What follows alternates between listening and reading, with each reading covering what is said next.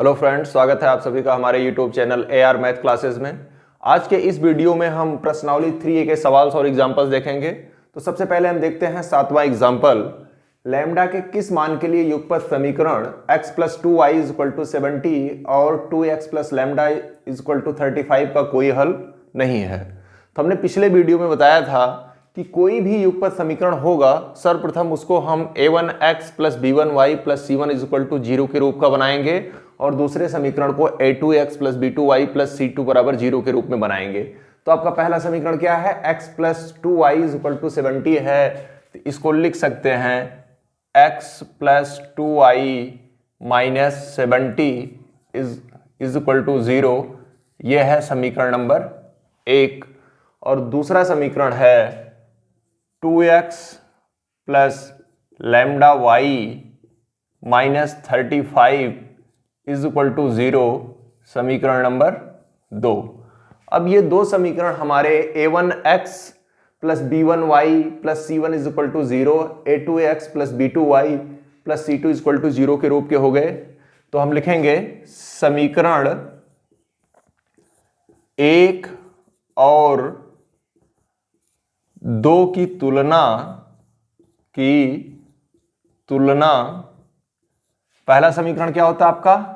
a1x + b1y + c1 = 0 एवं दूसरा समीकरण a2x + b2y + c2 = 0 से करने पर जब आप इस प्रकार तुलना करते हैं तो पहला समीकरण इससे तुलना करेंगे तो x का गुणांक कुछ नहीं है तो 1 होगा, और यहां x का गुणांक a1, तो a1 = 1, a2 b1 यहां देखिए y का गुणांक b1 है और यहां y का गुणांक 2 है, तो b1 = 2। यहां c1 है अचर पद और यहां अचर पद -70, तो c1 = -70। इसी प्रकार दूसरे समीकरण की तुलना इससे करते हैं तो x का गुणांक a2 और x का गुणांक 2, तो a2 = 2, b2 यहां देखिए y का गुणांक b2 और यहां y का गुणांक लैम्डा, तो b2 = लैम्डा, और अचर पद c2 है और यहां अचर पद -35, तो c2 = -35। आपको 3 शर्तें बताई गई हैं कि a1/a2, देखिए तीनों शर्तें आई होप आपको याद होंगी। पहली शर्त थी a1/a2 ≠ b1/b2। अगर इस रूप का है तो अद्वितीय हल। दूसरी कंडीशन आपको बताई गई थी a1/a2 = b1/b2 ≠ c1/c2। तो इसके लिए बताया गया कि कोई हल नहीं। और तीसरा बताया गया a1/a2 = b1/b2 = c1/c2। तब इसके लिए बताए गए अपरिमित हल। तो इस प्रकार के सवाल जिसमें आपको लैम्डा के मान निकालने हो या चेक करना हो कि समीकरण के कितने हल हैं, ये तीनों शर्तें जो पिछले वीडियो में बताई गई थी ये आपको याद रहना जरूरी है। तो इसमें क्या कहा गया है कि कोई हल नहीं है, अर्थात a1/a2 = b1/b2 ≠ c1/c2 के रूप का होगा।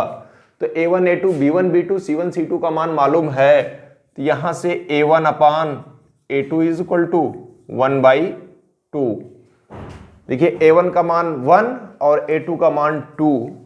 फिर यहीं से b1/b2 = 2/λ, और जब आप c1/c2 करेंगे तो c1 का मान -70 और c2 का मान -35, तो माइनस माइनस प्लस और ये हो गया 2, यानी c1/c2 = 2।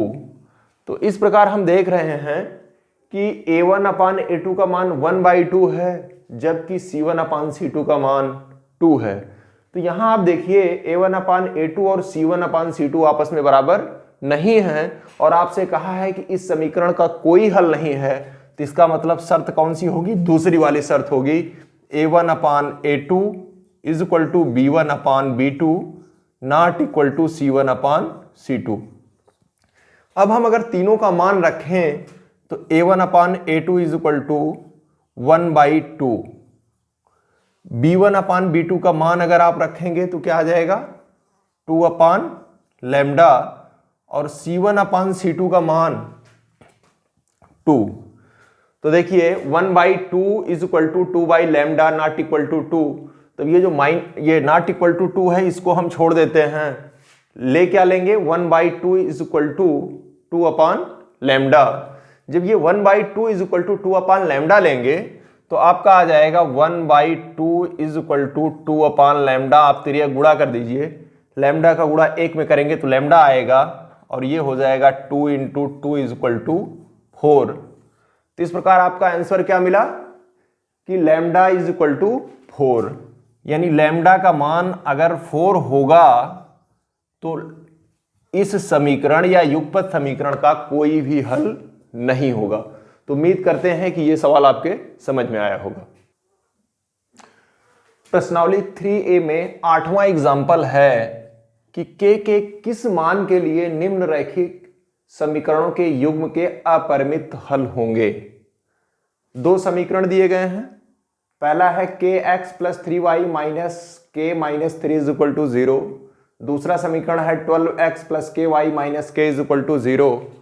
तो पहले को हम समीकरण नंबर 1, दूसरे को समीकरण नंबर 2।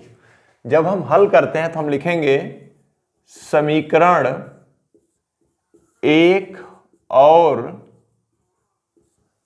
2 की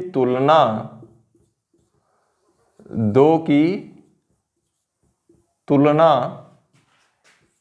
a1x plus b1y plus c1 is equal to 0 और a2x plus b2y plus c2 बराबर 0 से करने पर जब आप इसकी तुलना करेंगे तो पहले वाले समीकरण की तुलना a1x plus b1y plus c1 से करेंगे तो x का गुणांक k और यहां x का गुणांक a1।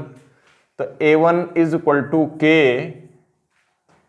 b1 is equal to 3 और c1 is equal to minus k minus 3। इसी प्रकार इसकी तुलना a2x plus b2y plus c2 से करेंगे तो a2 is equal to 12, b2 is equal to k और c2 is equal to minus k। हमने आपको 3 शर्तें बताई हैं कि अगर a1 अपान a2, यहां से देखिए a1 upon a2 not equal to b1 upon b2, अगर यह शर्त है तब तो समीकरण का एक अद्वितीय हल होगा। दूसरा तरीका हमने बताया था कि a1 upon a2 is equal to b1 upon b2 not equal to c1 upon c2, तो उसका कोई हल नहीं होगा। और अगर a1 upon a2, b1 upon b2 और c1 अपान c2 तीनों आपस में बराबर है तो उसके क्या होंगे? अपरिमित हल होंगे। और यहां अपरिमित हल की ही बात कर रहा है तो आप क्या लिखेंगे? a1 upon a2 is equal to k by 12, b1 upon b2 is equal to 3 by k, और जब c1 अपान c2 करेंगे तो ये हो जाएगा minus k minus 3 upon minus k minus minus plus. आप यहां लिखिएगा कि चूंकि समीकरण के अपरिमित हल हैं, इसलिए a1 upon a2 is equal to b1 upon b2 is equal to c1 upon c2। तो जब a1 अपान a2 करेंगे तो k by 12, b1 upon b2 3 by k और c1 अपान c2 का होगा k माइनस 3 अपान k। अब आप इनमें से चाहे पहला दूसरा ले लीजिए, चाहे दूसरा तीसरा ले लीजिए, चाहे पहला तीसरा ले लीजिए। तो हम फिलहाल पहला दूसरा ही लेते हैं। पहला दूसरा लेंगे आप तो यहां से ये हो जाएगा k/12 is equal to 3/k।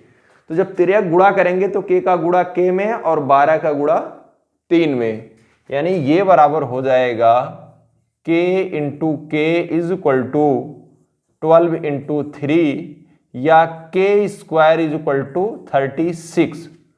आपको मान किसका निकालना है? k का, और यहां मान किसका आया है? k स्क्वायर का। तो जब k square is equal to 36 आया है तो k स्क्वायर से k कैसे आएगा? वर्गमूल लेने पर। तो k बराबर √36, k बराबर √36 इज इक्वल टू ±6। तो इस प्रकार यही आपका क्या हो गया? आंसर होगा k इज इक्वल टू ±6। यानी अगर k का मान +6 हो या -6 हो, उसके लिए इस युगपत समीकरण के अनंत हल होंगे। हम नेक्स्ट सवाल देखते हैं। प्रश्नावली 3A का 5वां सवाल है। इसमें 3 खंड दिए गए हैं, पहला, दूसरा, तीसरा।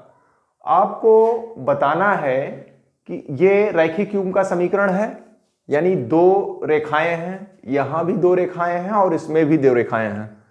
आपको हल करना है और हल करके ये बताना है कि कौन सी 2 रेखाएं सिर्फ एक बिंदु पर काटती हैं, कौन सी 2 रेखाएं समांतर हैं और कौन सी 2 रेखाएं अनंत हल हैं या समपाती हैं।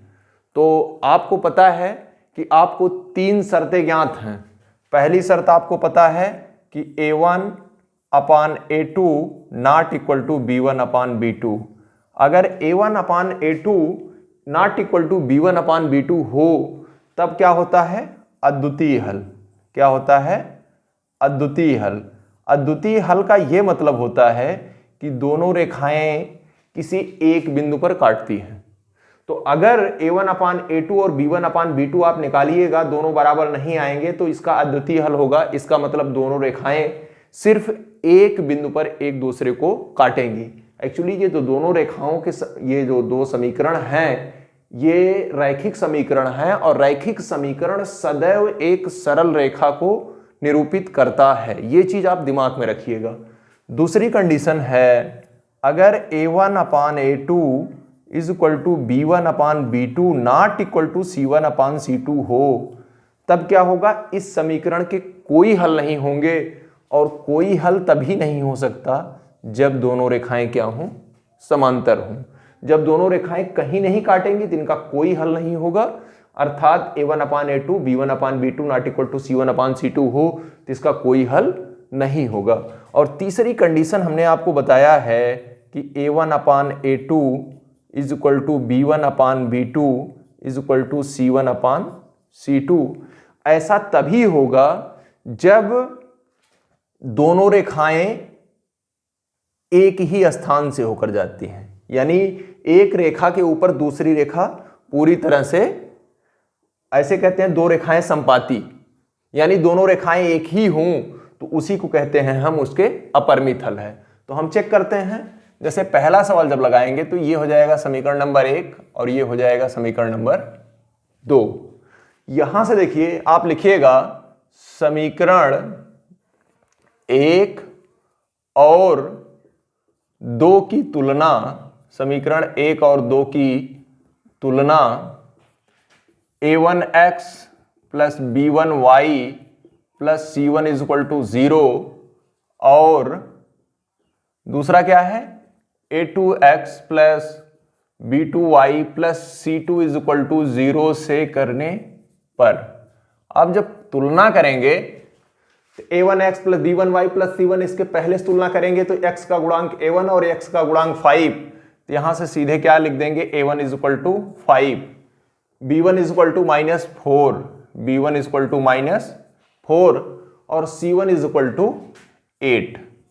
ये आ गया। अब a2 बराबर जब लिखेंगे 7, b2 बराबर 6 और c2 is equal to -9। A1 B1 C1 A2 B2 C2 जब सारे के मान निकल जाएं तो अगला काम क्या होगा, A1 upon A2 is equal to 5/7। देखिए A1 का मान 5, A2 का मान 7।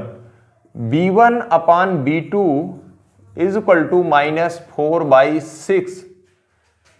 ये हो जाएगा 2 और ये हो जाएगा 3, यानी -2/3। आप एक चीज ध्यान रखिएगा, जब A1 अपान A2 और B1 अपान B2 दोनों बराबर न आए तो आपको C1 अपान C2 निकालने की जरूरत नहीं है। तो आप सीधे लिखिएगा A1 upon A2 not equal to B1 upon B2। अगर A1 अपान A2 और B1 अपान B2 दोनों आपस में बराबर नहीं हैं तो इसका मतलब क्या होगा, अद्वितीय हल। क्या होगा, अद्वितीय हल, अर्थात दोनों रेखाएं परस्पर एक दूसरे को सिर्फ एक बिंदु पर प्रतिच्छेदित करेंगी या काटेंगी। दोनों रेखाएं परस्पर एक बिंदु पर प्रतिच्छेदित करेंगी या काटेंगी। आई होप आपको ये समझ में आ गया होगा। ऐसे दूसरे सवाल की जब हम बात करते हैं, देखिए डायरेक्ट लगाएंगे, इसकी तुलना A1x plus B1y plus C1 से करेंगे और ये A2x plus B2y plus C2 से करेंगे। तो यहां देखिए A1 अपान A2 बराबर क्या हो जाएगा, 9 upon 18 is equal to 1/2। B1 upon B2 बराबर 3/6, ये फिर 1/2। देखिए 9 का नम 9, 9 दूनी 18, 3 का नम 3 दूनी 6, और C1 upon C2 is equal to 12 upon 24, ये भी क्या आ जाएगा, 1/2। हमने देखा कि A1 upon A2, B1 upon B2, C1 upon C2 ये तीनों आपस में क्या हैं, बराबर हैं। तो A1 upon A2 is equal to B1 upon B2 is equal to C1 upon C2। तो आप लिखेंगे इस युगपत समीकरण के अनंत हल हैं। इस युगपत समीकरण के क्या हैं, अनंत हल हैं। अनंत हल तभी होगा जब दोनों रेखाएं एक के ऊपर एक रेखाएं, अर्थात दोनों रेखाएं क्या हैं, समपाती हैं। तो आप लिखिएगा समीकरण के अनंत हल हैं, समीकरण के अपरिमित या अनंत दोनों एक ही चीज है, अपरिमित हल हैं, अर्थात दोनों रेखाएं समपाती हैं। दोनों रेखाएं समपाती हैं। इसी प्रकार जब इसका लिखेंगे तो यहां देख रहे हैं A1 अपान A2 करेंगे 3 आएगा भाई, A1 6 A2 2, तो 6/2 3 आएगा, यानी A1 अपान A2, देखिए डायरेक्ट लिख रहे हैं हम, 6/2 बराबर 3। B1 अपान B2 बराबर -3/1 बराबर 3, और जब C1 अपान C2 करेंगे तो 10/9। अब देखिए A1 A2 और B1 B2 दोनों तो 3 के बराबर है, लेकिन C1 अपान C2 10/9 है। तो आप लिखिएगा A1 अपान A2 बराबर B1 upon B2 not equal to C1 upon C2। तो ये कौन सी शर्त फॉलो कर रही है, दूसरी। जब A1 upon A2 B1 upon B2 दोनों आपस में बराबर तो हो, लेकिन वो C1 अपान C2 के बराबर नहीं हो, तो ऐसी परिस्थिति में दोनों रेखाएं एक दूसरे को कभी नहीं काटती। और दो सीधी रेखाएं एक दूसरे को तभी नहीं काटती हैं जब ये क्या, दोनों रेखाएं कैसी हों, समांतर हों। तो आप लिखिएगा कोई हल नहीं है, कोई हल नहीं है। कोई हल नहीं है क्या मतलब, अर्थात रेखाएं समांतर हैं, अर्थात रेखाएं समांतर हैं। आई होप आपको समझ में आ गया होगा। अब एक चीज और इसमें देखिए कि जब आप किसी समीकरण की तुलना, जैसे युगपत समीकरण है, युगपत समीकरण में आप क्या करते हैं कि A1 upon A2 B1 upon B2 C1 upon C2 निकाल लेते हैं, और आप देखते हैं कि ये पहले शर्त का पालन कर रहा है या दूसरे शर्त का पालन कर रहा है या तीसरे शर्त का पालन कर रहा है। अगर पहले शर्त का पालन करे तो उसका अद्वितीय हल है, दूसरे शर्त का पालन करे तो इसका मतलब उसका कोई हल नहीं है, और तीसरे शर्त का पालन करे इसका मतलब उसके अपरिमित हल हैं। जब समीकरण के हल हो, चाहे एक हल हो चाहे अपरिमित हल हो, इस कंडीशन में कहते हैं कि युगपत समीकरण संगत हैं, युगपत समीकरण संगत हैं। और अगर युगपत समीकरण का कोई हल ना हो, अर्थात दूसरे नियम का पालन करता हो, दूसरे शर्त का पालन करता हो, तब हम कहेंगे वो युगपत समीकरण क्या है, असंगत है। इस पर एक सवाल हम देखते हैं। प्रश्नावली 3A का 7वां सवाल है। इसमें टोटल 4 खंड दिए गए हैं, 3 आपके व्हाइट बोर्ड पे हैं, एक को मैंने छोड़ दिया है। बहुत ही सिंपल सवाल है। इसमें आपसे पूछा गया है कि ये जो रैखिक युग्म के समीकरण हैं वो संगत हैं अथवा असंगत हैं। तो मैंने बताया कि अगर समीकरण के हल हों, चाहे द्वितीय हल हो चाहे अनंत हल हो, यानी पहली शर्त का पालन करे a1/a2 not equal to b1/b2 अथवा a1/a2 equal to b1/b2 equal to c1/c2, यानी अनंत हल हों, दोनों कंडीशन में रैखिक युग्म संगत होंगे। और जब ये दूसरे शर्त a1/a2 equal to b1/b2 not equal to c1/c2 अर्थात समीकरण का कोई हल ना हो, इस अवस्था में ये क्या होंगे, असंगत होंगे। तो ये सवाल 2 प्रकार से पूछा जा सकता है। एक तो जैसे पूछा है कि चेक करिए कि रैखिक युग्म संगत हैं अथवा असंगत, एक तो ये पूछ सकता है। दूसरा ये पूछ सकता है कि इसमें से मतलब पता लगाइए या ज्ञात कीजिए कि अद्वितीय हल है या कोई हल नहीं है या अनंत हल है। तो देखिए ये समीकरण है, पहले की तुलना a1x plus b1y plus c1 is equal to 0 से कर लीजिए। अगर ये बराबर दोनों एक जैसे हैं, दोनों बराबर के बाद हैं, तब तो कोई दिक्कत नहीं है, सवाल गलत नहीं होगा, ऐसे कर सकते हैं। लेकिन आपको जैसा कि बताया गया है आप वैसे ही करिए। 3x प्लस 2y अगर बराबर के बाद कुछ है तो आप उसको बराबर के पहले लाइए, बराबर 0 समीकरण नंबर 1। फिर इसी प्रकार 2x minus 3y minus 7 is equal to 0 समीकरण नंबर 2। समीकरण 1 और 2 की तुलना जब आप लिखेंगे, समीकरण 1 और 2 की तुलना a1x plus b1y plus c1 is equal to 0 और a2x plus b2y plus c2 is equal to 0 से करने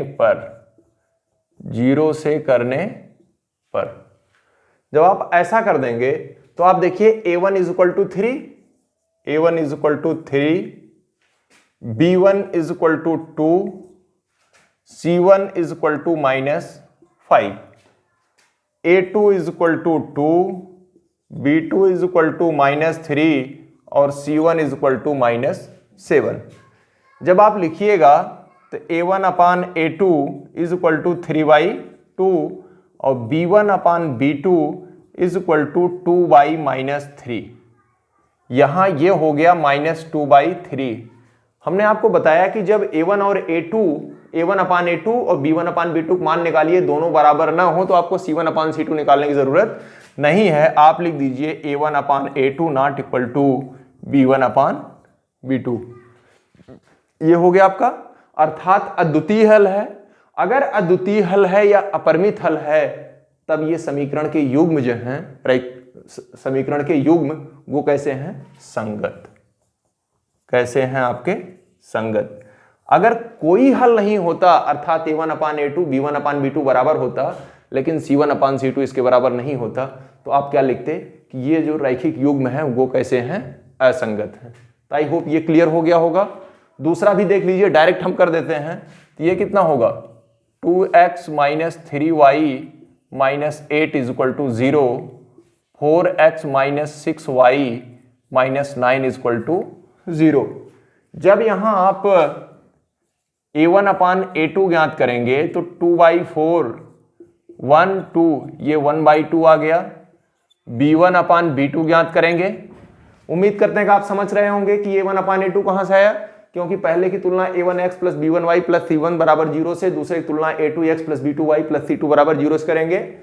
तो ये हो जाएगा -3/-6 माइनस माइनस प्लस 1 2, ये फिर 1/2 आया। अब आप देखिए a1/a2 और b1/b2 दोनों के मान क्या है, 1/2 है, अर्थात दोनों बराबर हैं। हमने बताया था कि जब बराबर ना हो तब आपको c1/c2 निकालने की जरूरत नहीं है, लेकिन अगर दोनों बराबर हैं तो c1/c2 भी ज्ञात करिए। तो -8/-9 इज इक्वल टू 8/9। तो यहाँ आप लिखेंगे A1/A2 is equal to B1/B2 not equal to C1/C2। तो कौन सी शर्त का पालन कर रहा है? ये शर्त का जो पालन कर रहा है कि इस समीकरण का कोई हल नहीं है, और जब कोई हल नहीं है तब क्या होगा? असंगत होगा। कोई हल नहीं है, क्या लिखेंगे? कोई हल नहीं है अर्थात असंगत। अर्थात क्या लिखेंगे? असंगत। ऐसे आप उसको भी निकाल लेंगे। आप 7 इस तरफ लाएंगे तो ये -7 इज इक्वल टू 0 हो जाएगा। 14 इस तरफ लाएंगे तो क्या हो जाएगा? -14 इज इक्वल टू 0। जब A1/A2 करेंगे, A1/A2 करेंगे तो ये 3/2/9, 2 आएगा नीचे तो हो जाएगा 3/9 into 2, 3 Ekam 3, 3 Trika 9 is equal to 1/6। इसी प्रकार जब B1/B2 करेंगे तो 5/3/-10, ये 3 आएगा नीचे, 5/-10 इंटू 3, 512 इज इक्वल टू -1/6। इनका आंकिक मान तो बराबर है, लेकिन एक प्लस है और एक माइनस है। और हमने जब कहा था कि यही दोनों बराबर ना आए तो आप ऐसे लिख दीजिएगा A1/A2 not equal to B1/B2। अर्थात क्या है? अद्वितीय हल है। और जब अद्वितीय हल होगा तो इस परिस्थिति में ये क्या होगा? संगत। रैखिक युग्म क्या होंगे? संगत। अगर आपका आता कि कोई हल नहीं है तब क्या लिखते? असंगत। प्रश्नावली 3A का पहला सवाल एक्चुअली क्या था कि कुछ एग्जाम्पल्स थे तो हमने आपको पहले 5वां, 6ठा, 7वां बताया। अभी हम देखते हैं कि पहला सवाल कैसे लगता है। आफताब अपनी पुत्री से कहता है, 7 वर्ष पूर्व मैं तुमसे 7 गुनी आय का था, अब से 3 वर्ष पश्चात केवल 3 गुनी आय का रह जाऊंगा। इस स्थिति को बीजगणितीय एवं ग्राफ के रूप में व्यक्त करो। देखिए, ये जो सवाल है यहाँ आपसे सिर्फ पूछा जा रहा है कि बीजगणितीय एवं ग्राफ के रूप में व्यक्त करो। आपसे ये भी पूछा जा सकता था कि इनकी वर्तमान उम्र ज्ञात करो, मतलब आफताब की वर्तमान उम्र और उसके पुत्री की वर्तमान उम्र। तो देखिए, इस टाइप के सवाल में 2 शर्तें दी रहती हैं और आपको दोनों शर्तों का पालन करवाना होता था। दोनों शर्तों का जब आप पालन करवाइएगा तो आपको 2 समीकरण प्राप्त हो जाएंगे, और दोनों समीकरण क्या होंगे?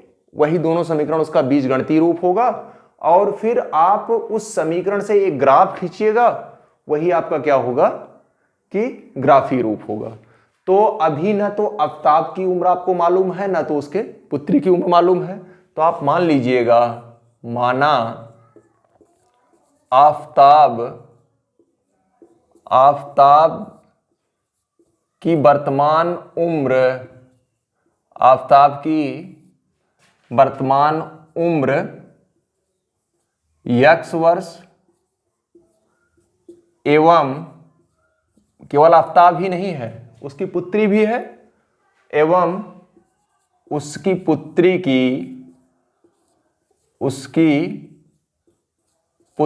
की वर्तमान उम्र y वर्ष है। वर्तमान उम्र y वर्ष है।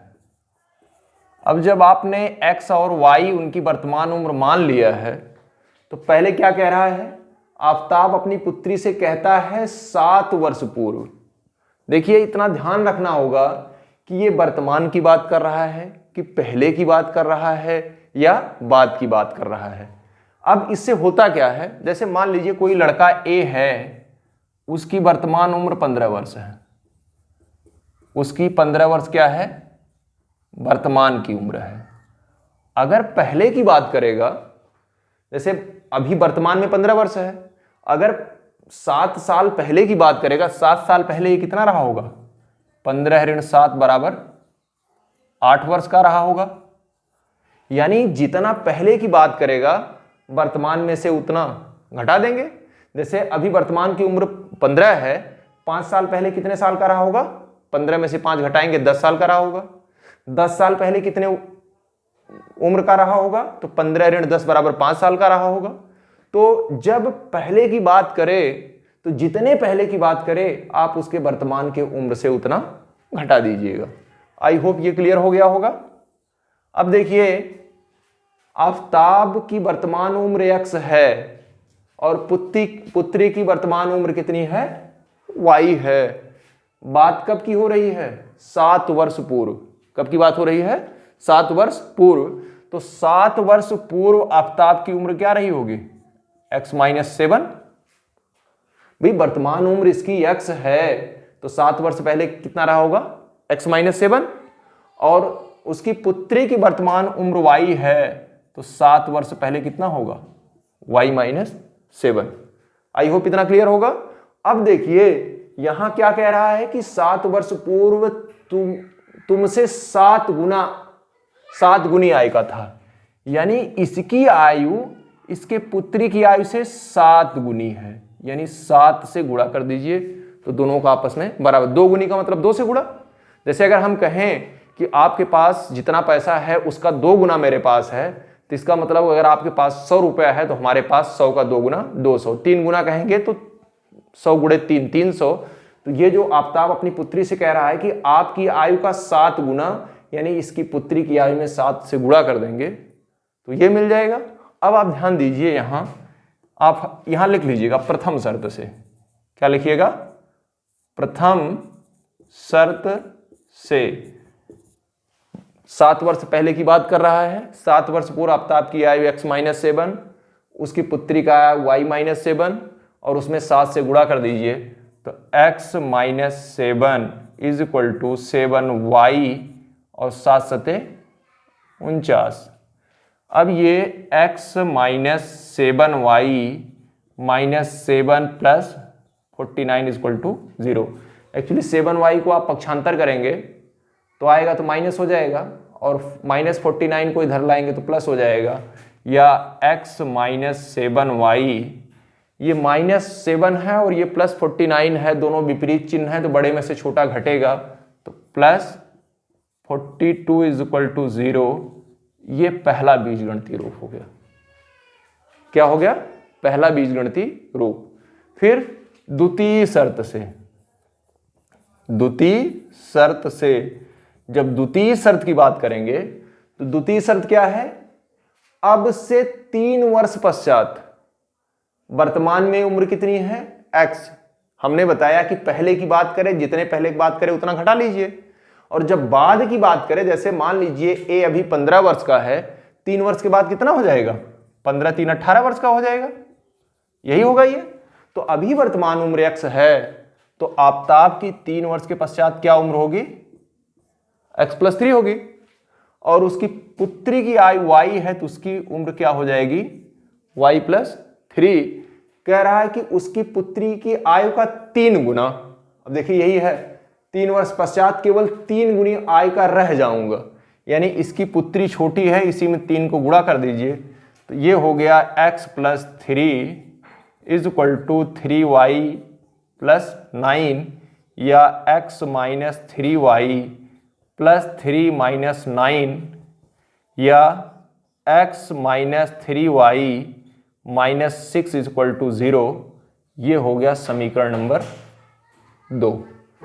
तो पहला पार्ट तो आपका हो गया। इस स्थिति को बीजगणितीय, तो बीजगणितीय में हो गया x-7y + 42, x-3y -6 is equal to 0। बीजगणितीय रूप का हो गया। हो सकता है कि उत्तर में ऋण का आप गुणा कर दें तो 7y प्लस हो -x - 42 इज इक्वल टू 0, तो भी आपका गलत नहीं होगा। एक्चुअली क्या है कि ये समीकरण है, जब आप इसमें ऋण से गुणा कर देंगे ना तो ऐसा भी आपके उत्तर में दे सकता है, 7y - x - 42 is equal to 0, ऐसा भी दे सकता है। लेकिन फिलहाल ये ज्यादा सटीक है क्योंकि इसमें एक माइनस है। अब देखिए, जब आप ग्राफ पेपर पे जाएंगे, ग्राफ खींचना आप जानते होंगे, पिछली कक्षाओं में आप पढ़ चुके होंगे, फिर भी हम आपको दिखा देते हैं कि ग्राफ कैसे खींचते हैं। ग्राफ खींचने के लिए अगर एक सरल रेखा है तो कम से कम आपको 2 बिंदु चाहिए। 2 सरल रेखा है, 2 बिंदु और 3 ले लीजिए। तो पहला ये है, तो क्या होगा x minus 7y plus 42 is equal to 0। Graph खींचने के लिए y एक तरफ, बाकी सारे एक तरफ। तो 7y उधर ले जाइए, x plus 42 is equal to 7y। 7 से आप भाग दे दीजिए तो y is equal to x plus 42 upon 7। आप देखिए x का मान आप लेते हैं और x का ऐसा मान लेते हैं कि y का मान क्या आ जाए, पूर्णांक x और y। आप देखिए x बराबर एक 0 ले लीजिए। जब x बराबर आप 0 लेते हैं तो 0 प्लस 42 ही आएगा और 42/7 42/7 तो 42, यानी y का मान क्या आ जाएगा 6। अब x का 2 3 4 5 कुछ भी मान लेंगे तो जब तक यहां नीचे 7 है तो कम से कम 7 लीजिए। जब 7 लेंगे y का मान तो ये 42/7 कितना हो जाएगा 49 और 49/7 करेंगे तो 7 7 49। तो एक मान 0 ले लीजिए, एक मान प्लस ले लीजिए, अब की बार माइनस ले लीजिए। अब की बार x बराबर -7 ले लीजिए। x बराबर क्या ले लीजिए -7। तो ये कितना हो जाएगा -7 और 42 में से जब 7 घटाएंगे तो 35 आएगा और 35/7 इज इक्वल टू 5। तो पहले समीकरण से ये ग्राफ मिल गया। और दूसरा समीकरण क्या है, यहां देखिए हम डायरेक्ट कर रहे हैं, 3y ले जाएंगे उस तरफ प्लस 3y होगा, यानी x minus 6 is equal to 3y या y is equal to x minus 6 upon 3। यहां देखिए ऐसे ही जब आप x और y का मान निकालेंगे तो x बराबर 0 रख दीजिए। x बराबर 0 रखेंगे तो -6/3 यानी -2। x इज इक्वल टू 3 रख दीजिए। जब x इज इक्वल टू 3 रखेंगे तो 3 - 6 इज इक्वल टू -3 और 3 से भाग देंगे तो क्या आ जाएगा -1। और अब x इज इक्वल टू 6 रख दीजिए। जब 6 रखेंगे 6 - 6 इज इक्वल टू 0, ये आ गया। हमने 3 मान ले लिया। तो 3 मान पहले समीकरण से और 3 ही मान दूसरे समीकरण से।